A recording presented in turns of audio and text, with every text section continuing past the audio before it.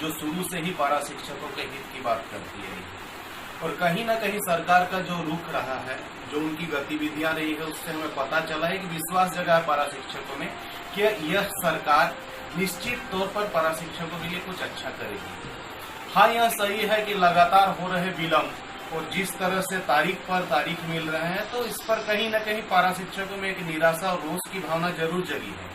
लेकिन ओवरऑल अभी भी पारा शिक्षक पूरी तरह से इस सरकार के ऊपर आशान्वित है कि जल्द ही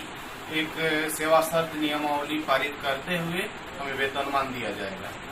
दूसरी बात यह है कि पारा शिक्षकों की जो 3 कैटेगरियां हैं, प्रशिक्षित, अप्रशिक्षित और टेट पास, तो तीनों को समाहित करने और जबकि कार्मिक, वित्त और शिक्षा विभाग, इन 3 विभागों में सामंजस्य बिठाते हुए एक नियमावली लाने में कहीं न कहीं बहुत सारी टेक्निकल इश्यूज हैं, कानूनी बाध्यताएं हैं। तो इन सबों को ख्याल करते हुए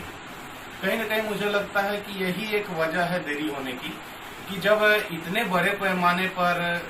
शिक्षकों को, पारा शिक्षकों को समाहित किया जाना है, तो इसमें थोड़ा तो लेट लतीफ जरूर लगेगा।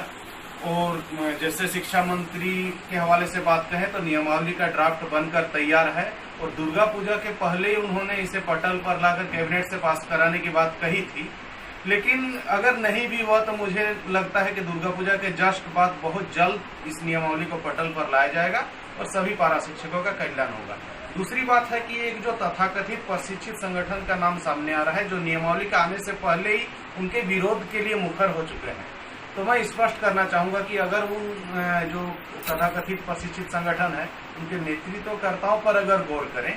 तो कहीं न कहीं उनमें से अधिकांश नेतृत्वकर्ता उम्रदराज हो चुके हैं, या फिर उनके सर्टिफिकेट में कोई फॉल्ट है, या फिर उनकी जो नियुक्ति प्रक्रिया है वहां कोई गड़बड़ी थी। उन्हें जाहिर तौर पर मालूम है पहले से कि चाहे कोई भी नियमावली बने वो उसमें फिट नहीं बैठते हैं। तो हमारा नहीं तो किसी का नहीं की तर्ज पर वे आगे बढ़ रहे हैं। लेकिन एकीकृत पारा शिक्षक संघर्ष मोर्चा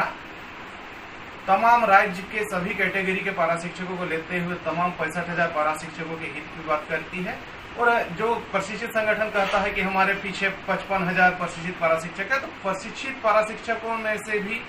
99% प्रशिक्षित पारा शिक्षक आज आकलन देने को तैयार है और एकीकृत पारा शिक्षक संघर्ष मोर्चा के पीछे मजबूती से खड़े हैं। महज 30-35 लोगों का संगठन है तथाकथित प्रशिक्षित संघ, और वो अगर किसी साजिश के तहत भी या दुर्भावना से ग्रसित होकर सरकार के अच्छे कार्यों को रोकने का प्रयास करती है, तो एकीकृत पारा शिक्षक संघर्ष मोर्चा उसका हर स्तर पर विरोध करेगा। मैं साफ करना चाहूंगा कि सरकार पूरी तरह सरकार पर पारा शिक्षक आस्था रखते हैं और एकीकृत पारा शिक्षक संघर्ष मोर्चा के बैनर तले राज्य के तमाम 65,000 पारा शिक्षक भी इस बात को लेकर निश्चिंत हैं कि हमारी नियमावली बनेगी और हमें वेतनमान मिलेगा। धन्यवाद।